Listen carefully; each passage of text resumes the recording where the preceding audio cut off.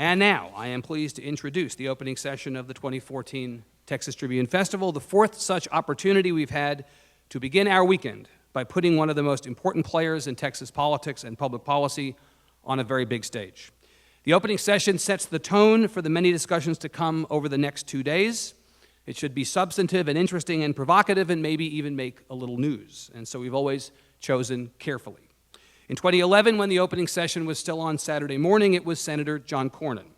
The next year, on the heels of his run for president, our Friday night kickoff was Governor Rick Perry. Last year, still in the belly of the government shutdown, it was Senator Ted Cruz, live from Washington, D.C.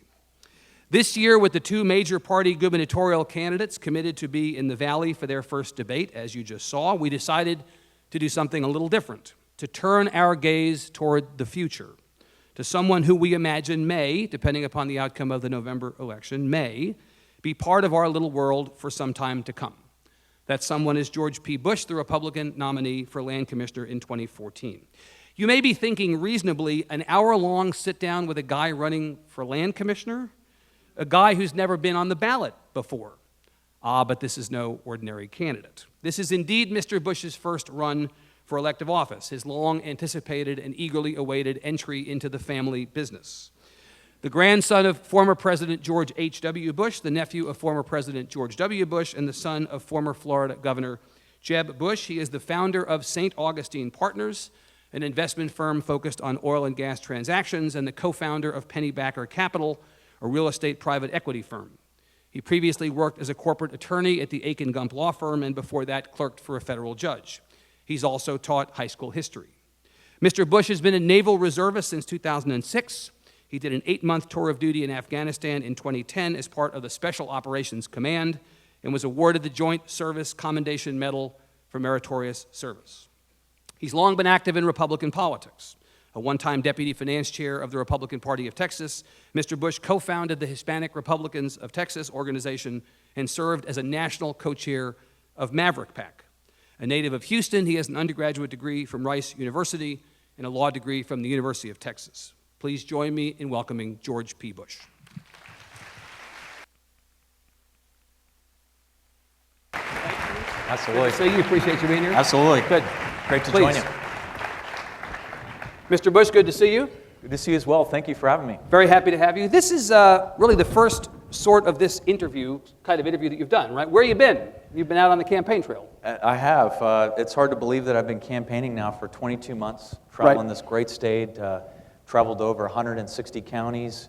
I think in total I've delivered over 400 speeches and met with ranchers, farmers, folks of all backgrounds in this great state, and have learned that truly we are our own special people, and it's been a fascinating experience for me on a personal level, for my family. Right. And looking forward to working hard these last few weeks. But as somebody not very experienced in politics, somebody who grew up around it but was never actually running for office before, presumably you needed to get your sea legs over the last year. I'm reminded of your uncle George W. Bush when he ran against Ann Richards in 1994. It was a little bit like opening the play in New Haven. Before they went to Broadway, they wanted to send him out a little bit on the road and get comfortable, right? Before he was before a big audience. Well, at least in my campaign, I made a pledge to reach out to as many Texans from all backgrounds, Republican, Democrat, conservative, liberal, and then to the extent that I could respect the great people that work in the General Land Office, all 660 full-time employees, to study the agency as closely as I possibly could and conduct my diligence before going out there in the primary process. But it's been just an amazing experience getting around the state, and an incredible experience working hard for service to this great state. Wondering why you decided to run. I'm tempted to say that it was the call of the Bush, right? The magnetic pull of the surname may be too great. What did growing up Bush teach you about public service? You obviously grew up around people who served at all levels, and this was the family business. Well, I would describe it more as a desire to serve others. If there's one principle I learned from my uncle, my dad, my grandfather, was always thinking about others before thinking about yourself. Yep. And that's what's drawn me personally to public service. Not all Bushes are in politics. There's, I believe, 18 grandchildren, and I'm the only one that's actually crazy enough to enter the political arena. But But Barbara, Jenna, you name it, they've chosen public service in a different Other way. lives, right. Absolutely. Built other lives. Do you worry some of the people who don't want to see you particularly succeed in this job say, well, he wouldn't be up there if his name were Smith or if his name were Jones, that only because his name is Bush is he getting to the head of the line? What do you say about that? Well, I'm running for the right reasons. I'm running because my boy Pete, he's 15 months old, and I want to be able to ensure that the Texas he inherits is in as good a position as the one that we're all enjoying in today's day and age. Right. That's really what's my driving impetus in terms of serving Texas to ensure that we're in as good a position. But you don't think you have an advantage by having this particular surname that maybe somebody else who has the same experience set would not have? I think there's some benefits, but what I've been talking about in the campaign trail is that I'm an inner city public high school teacher.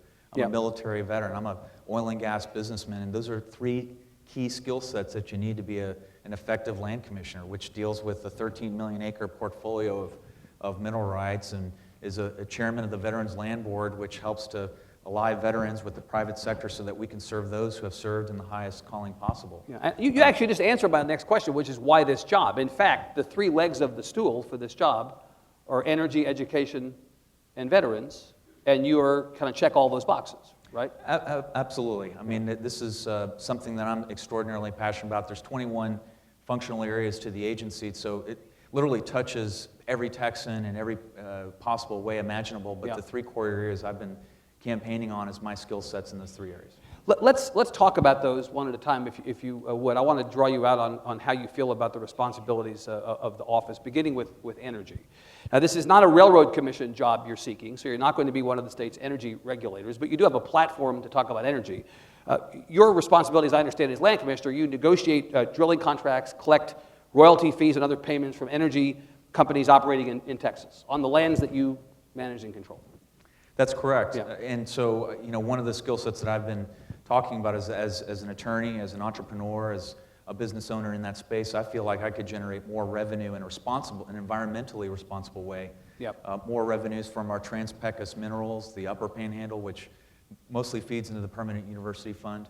But the Permanent School Fund, for the first time this year, generated close to $1 billion. Right. It's the first time in Texas state history, and most of the minerals are actually in the path of new development.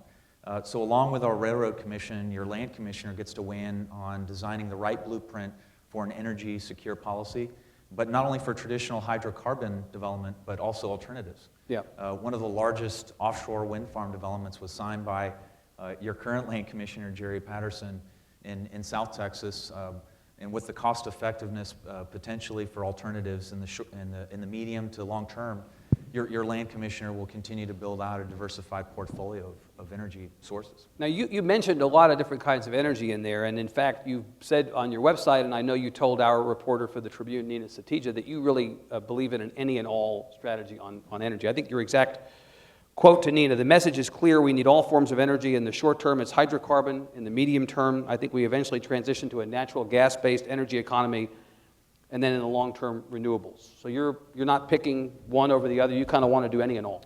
Well, I think when you look at rolling blackouts from 2 summers ago and the potential nationwide for within a generation being truly energy secure, and one thing I've been talking about on the campaign trails, when I was graduating here at UT in Austin, we were importing 2/3 of our required petroleum products to power our nation's needs. Now we're roughly at a quarter. And experts, JP Morgan, Goldman Sachs, you name them, they say that within 10 years, we will only need Canadian and Mexican oil to power our nation's needs. What this means is a lowering of our trade deficit, a stronger American dollar, more job creation in our great state. So, there's obviously perils with this growth and this challenge and this development of our economy.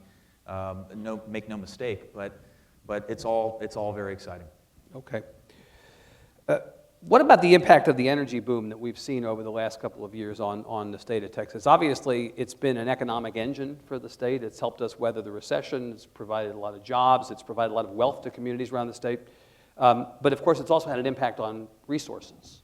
It's had an impact on these communities that may not entirely be positive. In fact, you talk a lot about the responsible stewardship of resources in places where we're enjoying booming energy times. Can you talk about what you mean by that, please?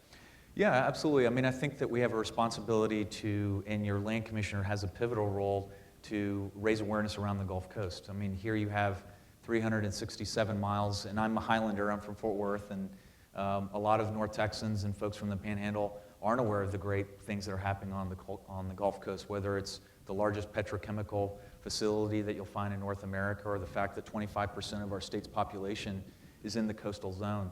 But there's a lot of attention, I think, that hopefully in the next session, that will be diverted towards disaster recovery.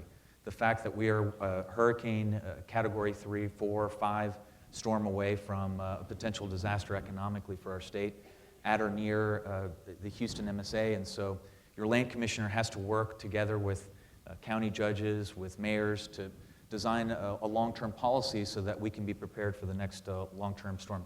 That doesn't even touch on the numerous oil spills that we are responsible for taking on in terms of a first response role, statutory role that we have.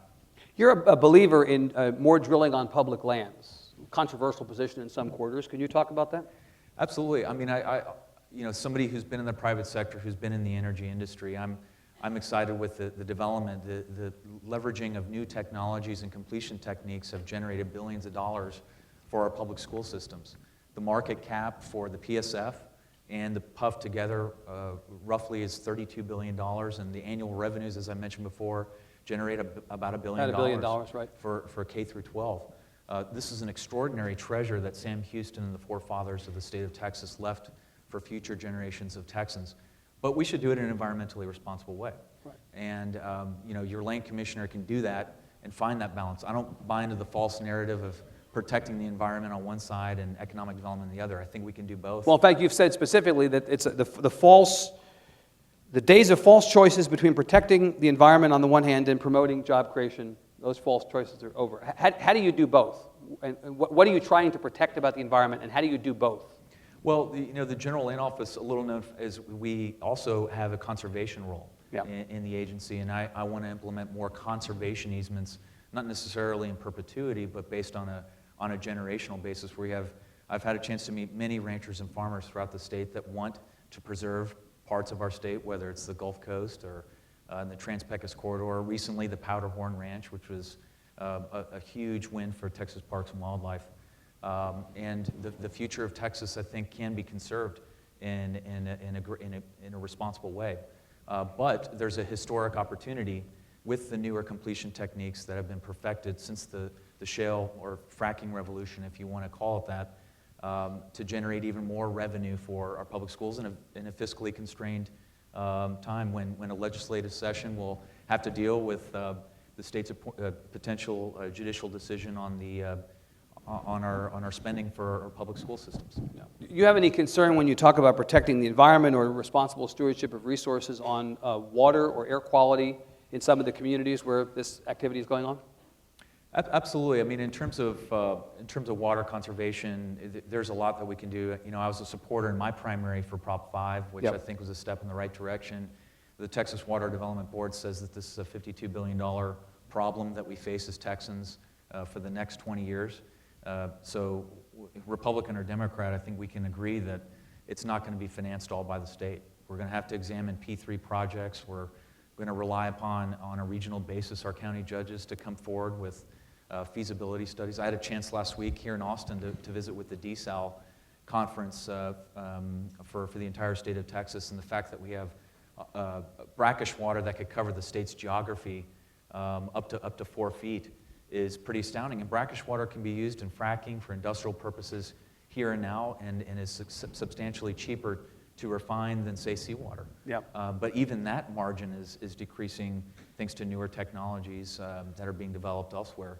But within the next generation, I think it's exciting that we can be able to conserve on the supply side and on the demand side.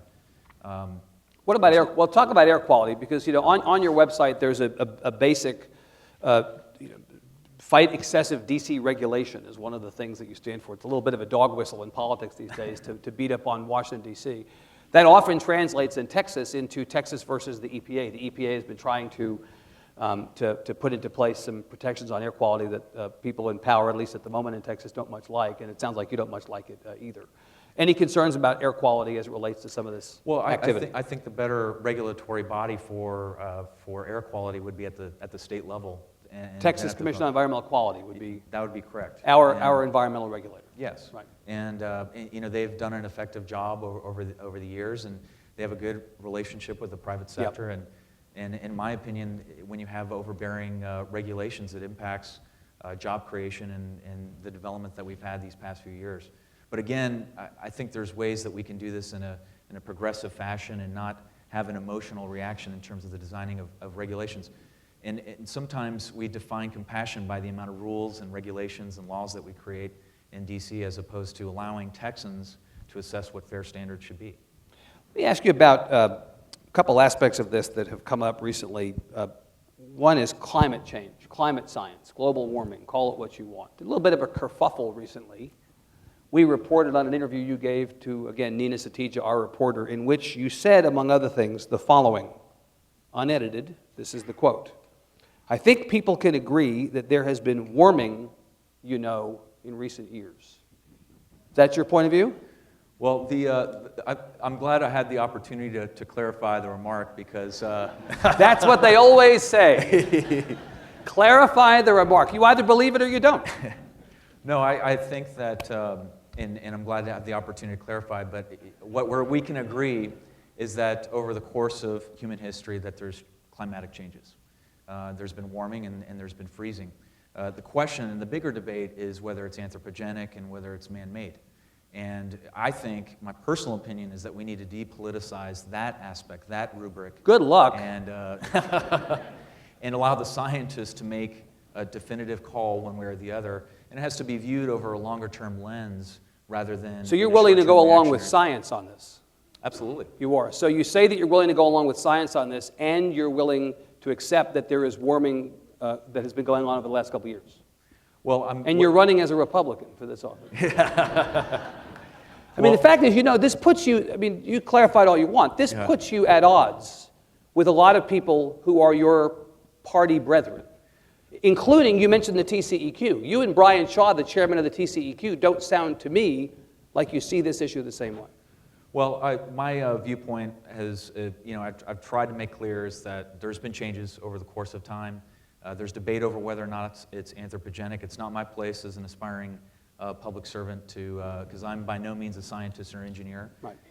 There's a healthy and robust debate.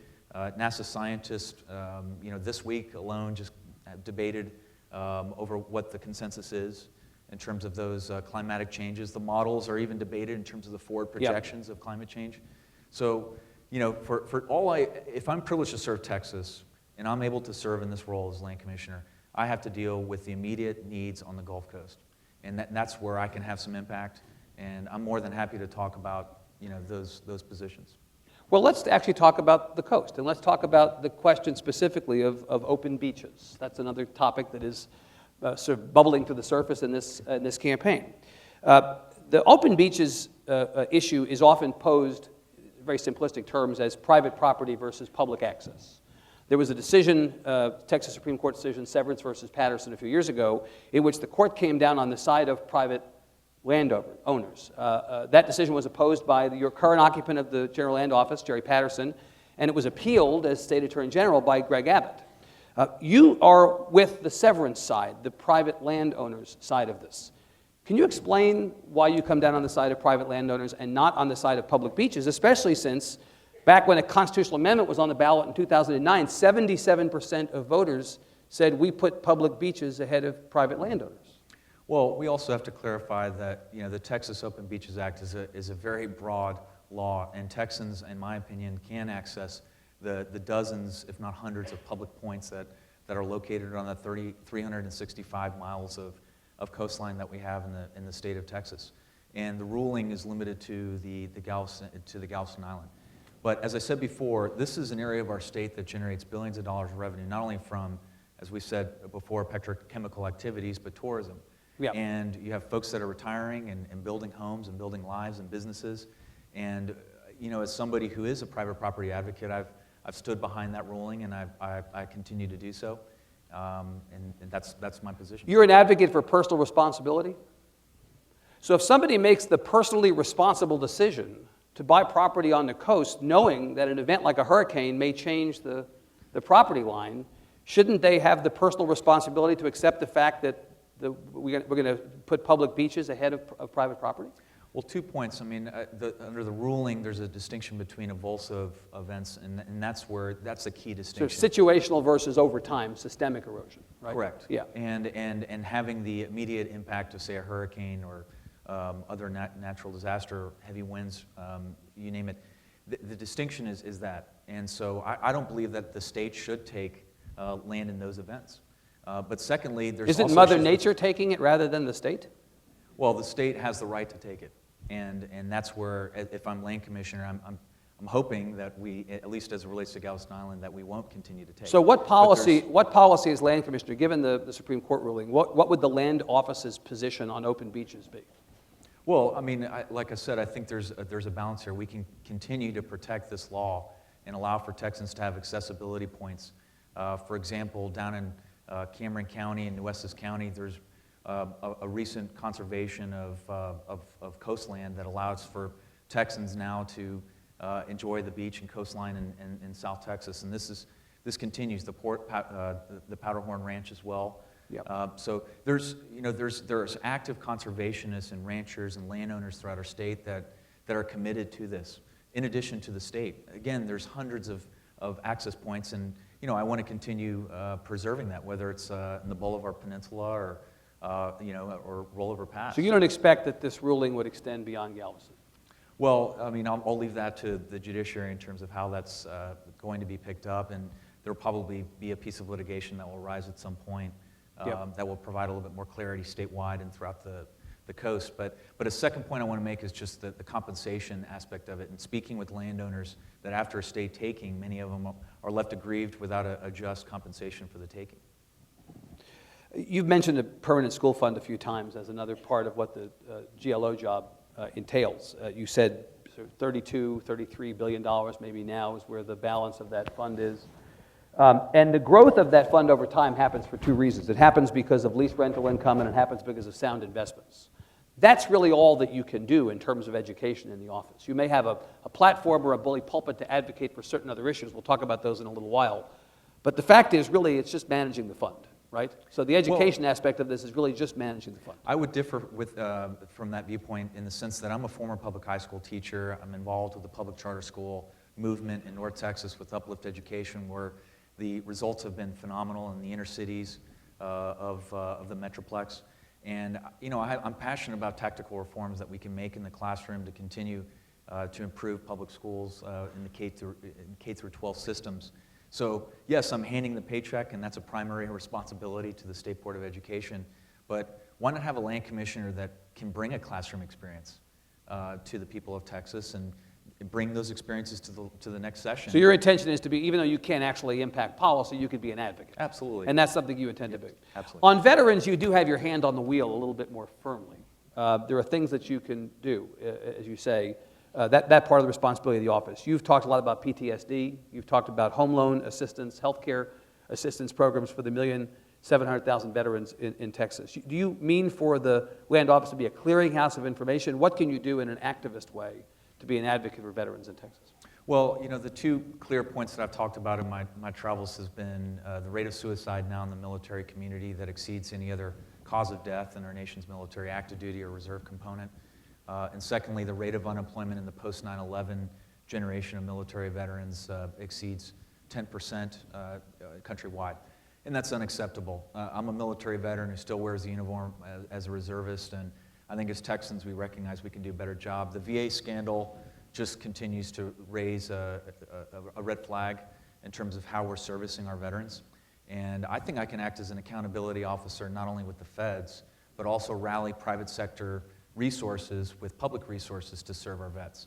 So an example, last week is I had a chance to go to New Braunfels, Texas to work with Helping a Hero. It's an organization based in Houston where we dedicated a home to an Army vet, a specialist, J.P. Lane, who was in Iraq at the same time that I was in Afghanistan. And as he was clearing an IED convoy in the Sunni Triangle, his convoy was impacted, and he's, as a result, a double amputee. His wife left him. He lost his job when he came back after medical treatment at Brooke Army Medical Center. But these stories are way too common. And we need a land commissioner that understands the plight of many of our veterans, not only here in Texas. We've got, as you mentioned, 1.7 million in a population of 26 million. And this is an absolute shame, and as Texans, we recognize that.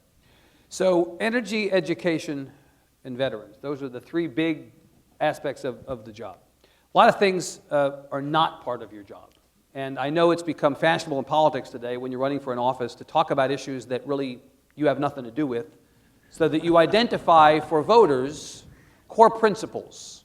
And so it sort of telegraphs to them whether you're adequately conservative or adequately liberal, depending upon what you're doing. On your website, you talk about a whole bunch of issues that, as far as I can tell, have absolutely nothing to do with the land office.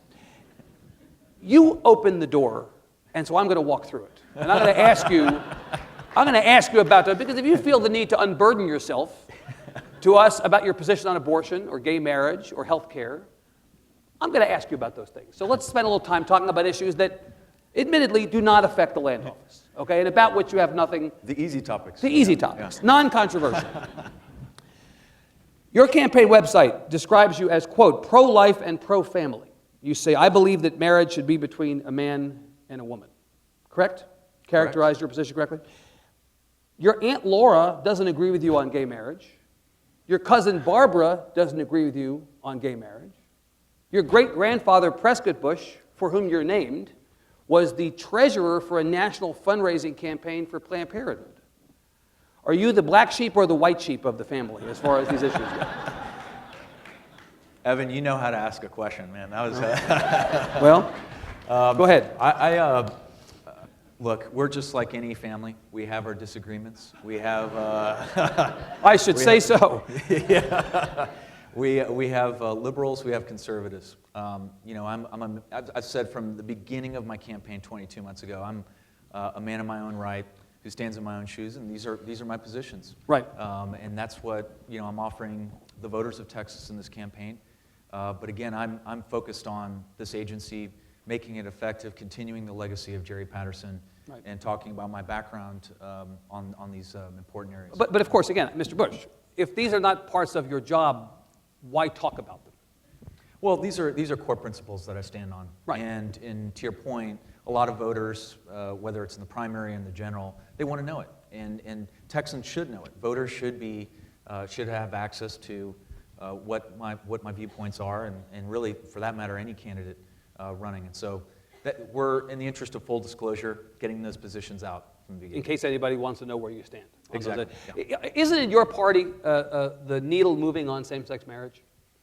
It seems as if the country is moving much more quickly toward putting that to the side as an issue than it is on some of the other social issues that come up from time to time. You are not with the elements of your party, Ken Melman, who was the chair of the RNC when your Uncle George was president, a number of other people, Dick Cheney, in the Republican Party, who have come around and said, no, we think that same-sex marriage ought to be. You're not with them. You're where you are. Well, I've had conversations with both individuals that you mentioned on it, and we've had a healthy dialogue on it. That's how I personally define marriage, traditional marriage. On what basis is that definition? Well, I think that the First Amendment has to work both ways. That if you come to a point where the government regulates the definitions of religious institutions in terms of how they define core institutions like marriage, then we've run afoul of what the initial definition of the First Amendment is. Having said that, as Texans and as Americans, I think we can recognize legal recognition for marriage, or for two willing folks to marry and to bond and to love one another. But in terms of the actual marriage and the holy sacrament of that, as a Catholic, that's where my personal definition is. But again, on the legal recognition side, we can recognize that as Texans. I'm running for an executive position, and if I'm able to put my hand on the Bible and swear to uphold the laws of the Constitution of the state, I've got to uphold those laws. I can't take my own opinion into account. Yeah. Obamacare. Again, not a responsibility of the General Land Office, from what I can tell. Quote, on your website, every dollar should be defunded, every word should be repealed. That an accurate representation of your point of view? It is. I think that it's, if you travel to other parts of our state, you'll see that it's impacted physicians, accessibility to care, it's driven up premiums, it's resulted in carriers pulling back their coverage for employers. The cost of doing business, including mine, has gone up. The long-term effects have yet to be impacted and felt. There's better ways to provide accessibility to health care. And when you look at other states that have experimented with this, whether it's Arkansas or Louisiana, that have created copay structures for folks up and down the income chain, you'll find that there's a meaningful alignment of interest between the end user, the physician, and the hospital carriers themselves, and it reduces costs. The cost of healthcare has been skyrocketing. Well, in fact, here in Texas, it's about to pass public education as a percentage of the budget. And if you talk to people in the counties that you say you've been visiting, on the Land Commission campaign trail, the county judges in those counties will tell you that they're for some kind of expansion of Medicaid or some solution to this problem, because the uncompensated care costs in the county hospitals going up, that's being passed on to people in property tax, in the form of property taxes. So if you want to cut property taxes, dealing with health care might be a good place to start. Well, again, it's not a core function of the GLO, and again, there's but ways it's on, in which, but it's on your website. we can. I wouldn't be asking it if you didn't feel the need to tell us your point of view on the subject. Well, we can, look at ways in indexing the cost. I mean, the way I view it differently, I view it that we should take folks off of Medicare and Medicaid. That means that you're at the federal poverty rate. A better solution is creating more economic opportunity for Texans so that we can lift them off of Medicare and Medicaid. And there's ways in which we can index the pricing. We can align private, have more competition for insurance carriers, Yep. health savings accounts. You would acknowledge that 5.7 million Texans without health insurance, which is what we just heard last week according to the census, about 22% of the population. That is not a situation we want to be in. Well, insurance doesn't necessarily define good health. We still have a lot of folks that are at or near bad health conditions with insurance. It doesn't, just having insurance doesn't reduce the cost of healthcare. We need to do more preventive measures to. But it does have something to do with access, though, doesn't it? Access to healthcare. Yeah, no, but it still doesn't define better health for Texans. You concerned that maybe some of those 5.7 million people are veterans? Maybe this actually is part of your responsibility after all, would be to figure out how to get health care for those veterans. Well, the VLB does already provide, and that's always been a commitment that Texans have made since World War II to veterans. We also work with the Hazelwood Act to ensure that veterans have an opportunity to finance their post-secondary education as well. So there's a lot that the agency does in terms of looking out for folks that are members of the military, and so we can truly be a blueprint, and actually we're accomplishing that a lot better than the federal VA has done. Education. And again, this is admittedly part of the GLO portfolio. Quote, we need to have school choice and we need it now. Do you mean vouchers and you're not just telling us, or is there some other aspect of school choice that you support? Well, I'm a full advocate for private vouchers in limited instances. I'm for decentralizing education, in which school boards and folks at the county level and the local level should be making assessments. But you said you're for vouchers in limited cases. What cases? Well, some communities may decide that they, in rural parts of our state, they may decide that the conventional school systems that are serving kids are doing a good job, and other inner city areas where kids are not being served in a proper and appropriate way, choose to move towards a full-blown voucher model. Here in Texas, we have a public charter model, right, which is, I think, a step in the right direction. Like I mentioned before, I'm involved with Uplift to Education, where 90% of our children are at the federal poverty rate, and over 92% are minority, but 100% of the children are graduating from high school. And I'm not saying that public charters are the panacea to solving all of our issues in public ed, yeah, but the teaching techniques that are being implemented, the curriculum changes that are being made, and the alignment of interest for leadership in these schools, it's something to behold, something to watch. Let me come back to this question of vouchers, limited vouchers. The criticism of voucher programs is often about accountability or lack thereof. Those dollars migrate out of the public education system to parochial or private schools. Accountability measures don't follow them. It was your uncle, George W. Bush, who as president was all about banging the drum for accountability. So doesn't this go against that core principle that we ought to have our tax dollars spending on public education be accountable if you're letting my tax dollars migrate out of the public school absolutely. system? The same schools that would be part of a voucher system would be assessed the same exact way. And it's not a zero-sum game. Whether it's Uplift Education with FWISD, where we have a great relationship with Superintendent Dansby, and same for DISD. The conventional schools have learned a lot from us, and we've learned a lot from them. And so, look, we need to take sometimes we need to take the adults out of the equation and start focusing more on student performance. Yep. I'm not a high stakes accountability test advocate, but we do need to have some level of measurement, not only among Texans, but throughout the nation to see how we're competing vis-a-vis the rest of the world.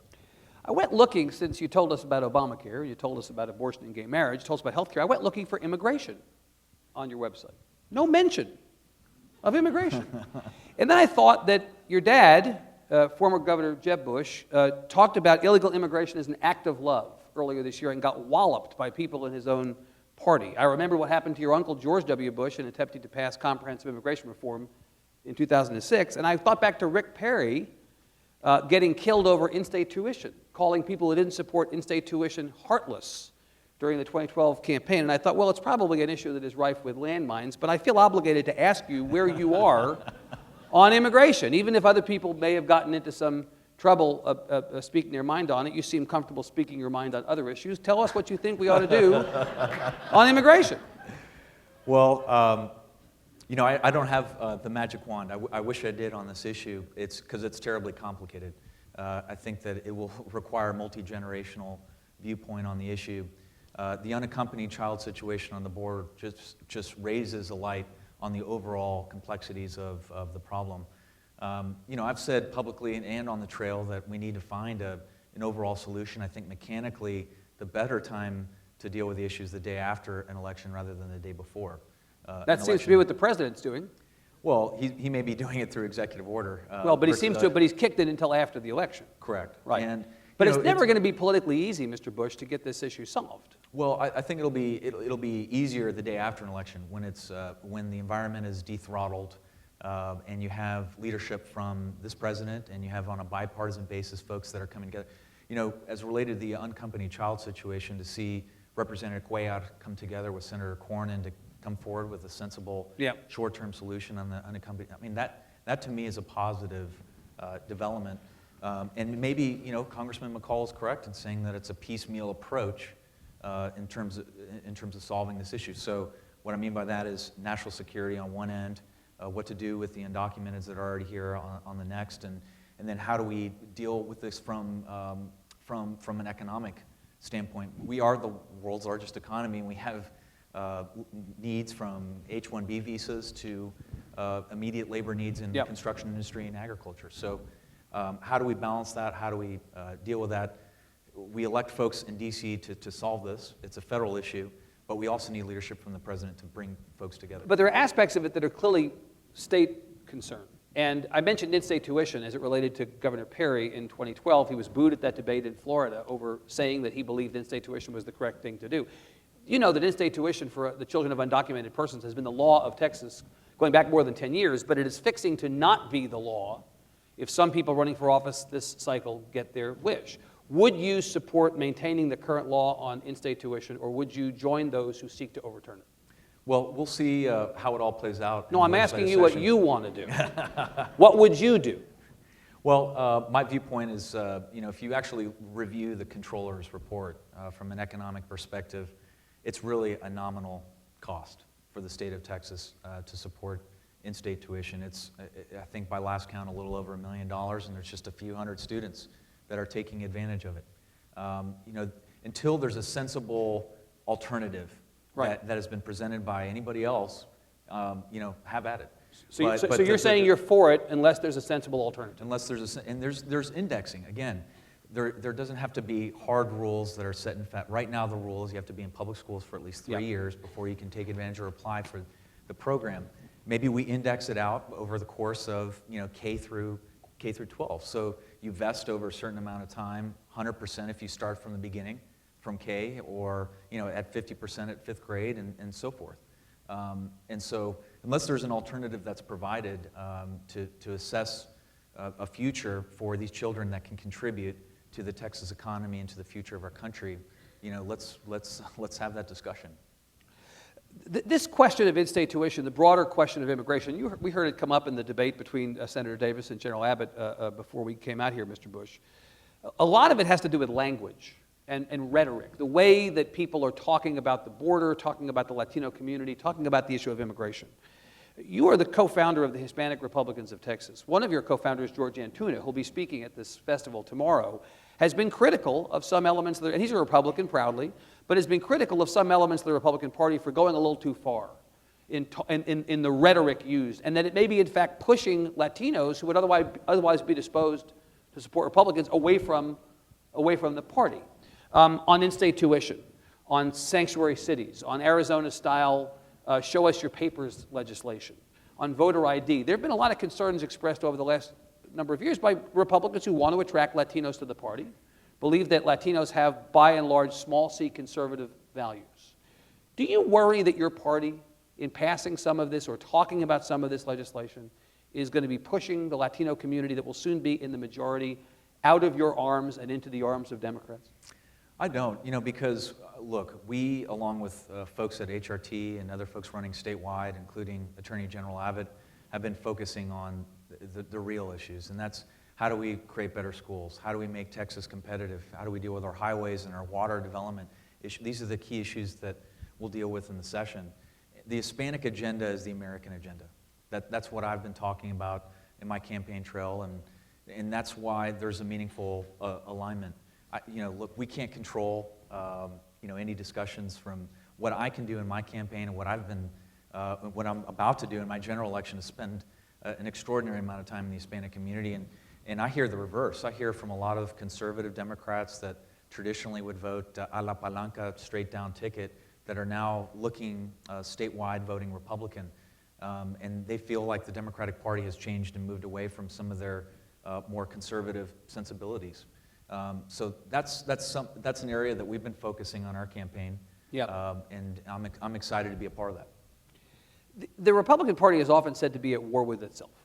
Do you think that's exaggerated? Do you think that the media or anybody else who talks about there being not one Republican Party but two parties, the Tea Party and the traditional business Republican establishment party, that actually this is overblown? Or do you think there really is a meaningful difference within the party? Look, what I love about being a Republican is we can have an honest discussion on the issues. And Ronald Reagan is adored in both the Tea Party and in quote establishment circles. Yeah. And one of his famous sayings was, "We can be 80% friends as opposed to 20% enemies on the issues." But Mr. Bush, there are a number of people in Texas who don't believe that 80% is adequate. That if you are 80% my friend, I'm going to primary you. Well, that's politics, and so whether you are towards the middle or towards the right, I mean, you've got to be willing to stand on those issues. And look, we're going to have disagreements, but the issue of unity and that message has really gotten out there, at least in my discussions and throughout the state. And I think my party's committed to driving forward, leading up to November. Do you self-identify as a Tea Party Republican? I self-identify as a Reagan conservative. I'm obviously, a member of, a family that's been involved in Republican Party politics, but my first political memories were when he was president. Yep. And the more that I've studied him, and the beginning of my campaign went to his museum, continue to be inspired by his legacy. But Mr. Bush, that your family's brand of republicanism is not necessarily in favor today. I wonder if you believe your Uncle George or your grandfather could get out of a Republican primary alive in Texas today. Well, again, I'm a man of my own right, and I've been running in my campaign, presenting my own ideas, and my campaign's about the future, and not talking about the past and what was litigated. We'll leave that to historians to assess as to what was conservative and what was not, and what's conservative enough. You consider your Uncle George W. to be a conservative? Absolutely. You consider your grandfather to be a conservative? Yeah. Do you think everybody in the party today agrees with you? Probably not, but I can't remember the last time there was 100% unanimity. In the Speaking a little bit of the past, I want to talk about the future, a little bit of the past. In July of 2011, you did something that many people thought was odd and probably ultimately not going to prove fruitful, and that is you endorsed Ted Cruz for the United States Senate against David Dewhurst. Cruz may have been at, 2% in the polls at the time. Why'd you do that? What did you know that the rest of people in your party and maybe people in this room did not know about Ted Cruz? Well, I've happened to know Senator Cruz for some time now, dating back to my time at, MAFPAC, where, I was, member of the organization, and we developed a dialogue over time and really didn't know about his political ambitions until, shortly before he ran. He asked for my support early on. Again, I had friends that were involved in the race, including, Roger Williams, a great friend of mine, being in Fort Worth. And it was nothing against Lieutenant Governor Dewhurst. I admire him and his service and have a great relationship with him. But it was more in support of Ted, and I was happy to help him out in this primary race. Has it turned out the way you thought it would? With Senator Cruz in office? I'm asking you to assess his time in office. Well, I think he's been a forceful advocate for the issues that we've talked about today, on Obamacare and now increasingly on the international stage. But, he is, a force of nature on the conservative side, and he's fearless. And, honestly, there's a lot of folks that are hungry for that type of leadership in Washington, D.C. And so, we still exchange texts here and there, and, obviously we'll help him in whatever he needs. Well, the exact quote that you gave, again, my colleague Nina Satija, a couple weeks ago was, "Ted Cruz is the future of the Republican Party." Is that an endorsement for president? Well, we still have 45 days left to election. No. It doesn't matter if you're land commissioner or the man in the moon. He wants your endorsement. So are you endorsing him for president? I'm staying out of that race. Really? It just... So you're not going to endorse at any point in a Republican primary? I will not endorse... What if your dad runs? What kind of son are you? Really? If your dad runs, you're not going to endorse your dad? Well, I think folks know that I love him, and... Love and 75 cents to get you Coke, honestly. So you're telling me you would not endorse Ted Cruz over Rick Perry. You would not endorse your dad over either of them. My focus has to be on this agency.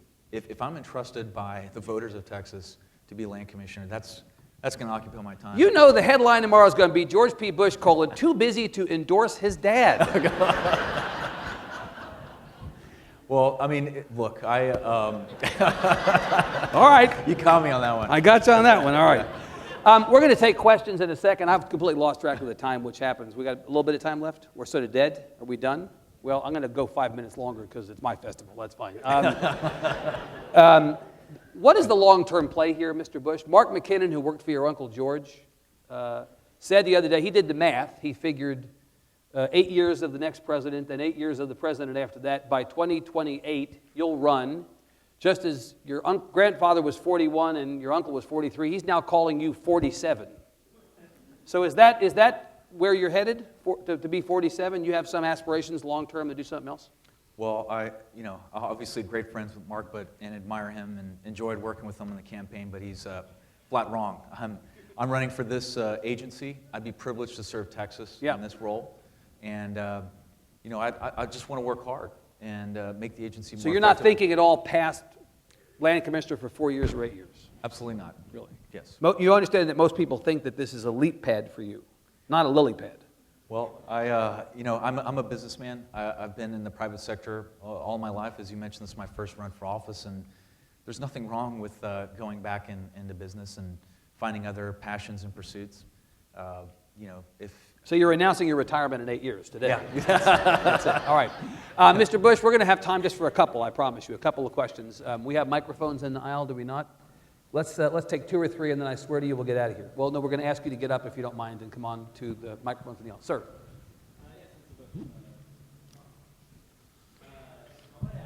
Whoa. Go ahead. My apologies. Better be a hell of a question.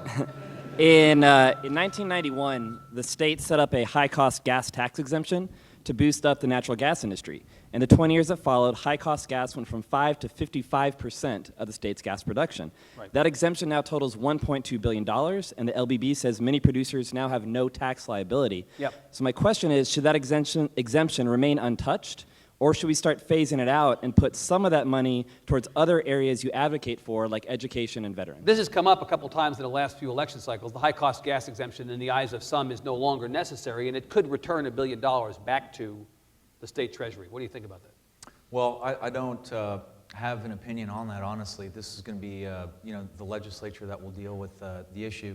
Having said that, I think there's ways in which we need to find additional revenues to deal with potentially a shortfall in public education that will be assessed by the court system.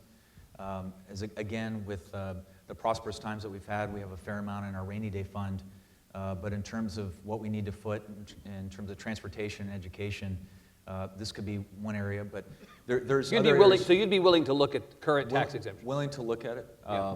But on the Gulf Coast, what's exciting is that the GLO, among other things, manages a potential source of revenue for our public schools, and with the opportunity to export condensates, we can generate even more revenue through the Gulf Coast, and so there's some exciting things happening in that place where we can potentially generate more revenue. Sir.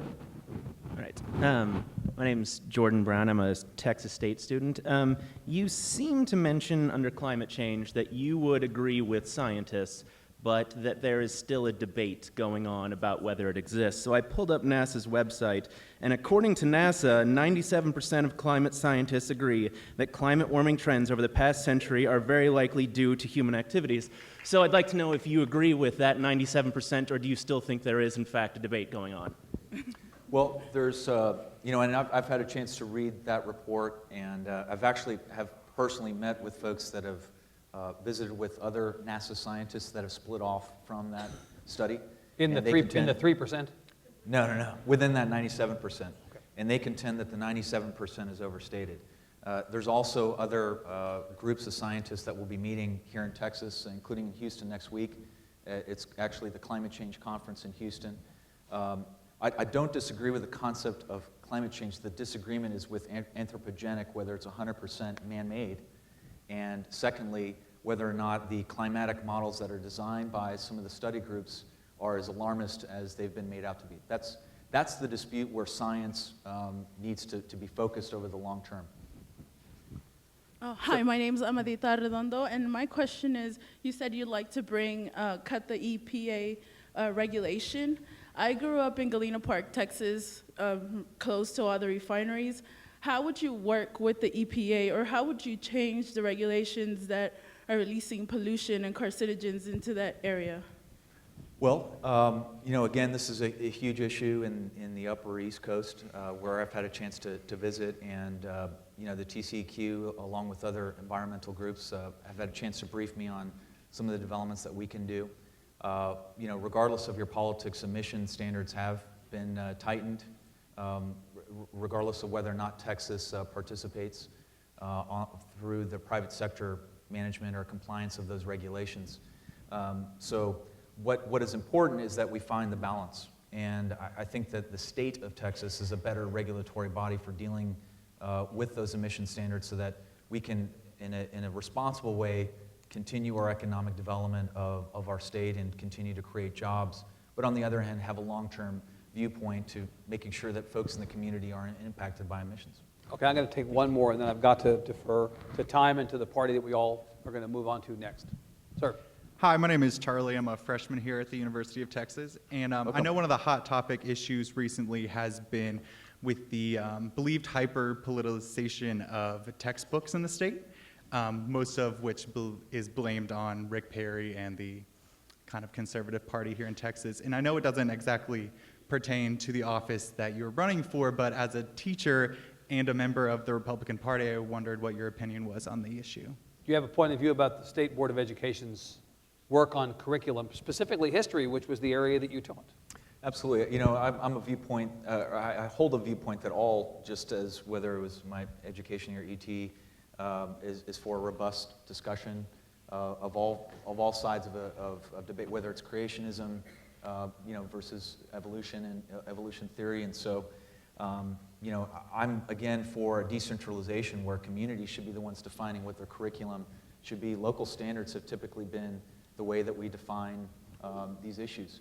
And so, hope to work with the State Board of Education more on generating more revenue for them, but secondly, empowering teachers, students, having more parents involved with the future of public schools here in Texas to define what those curriculum. So you would like to see some of those curriculum decisions kicked from the State Board of Education to local communities? Well, the State Board of Education is a pretty good cross-section of the state. It's a robust discussion that you see in the debates that have taken place throughout the state. Yep. But there should be some input. There should be more options provided candidly instead of kind of the either-or offerings that are typically out there in terms of the textbooks that are available. But again, in a fiscally constrained environment, it's sometimes hard to expand upon those options that would be necessary for administrators to make those assessments. Mr. Bush, thank you so much for your time. We enjoyed having you here. Please give George P. Bush a hand. Thank you. Let me encourage all of you here to join us first and foremost on the plaza under the UT Tower for a party kicking off the opening of the festival. Use shuttles all weekend long to get from venue to venue. We'll see you back tomorrow morning bright and early with Dan Patrick at 8:30. Thanks very much. Really enjoyed it. Thank you, sir. It was really great to see you.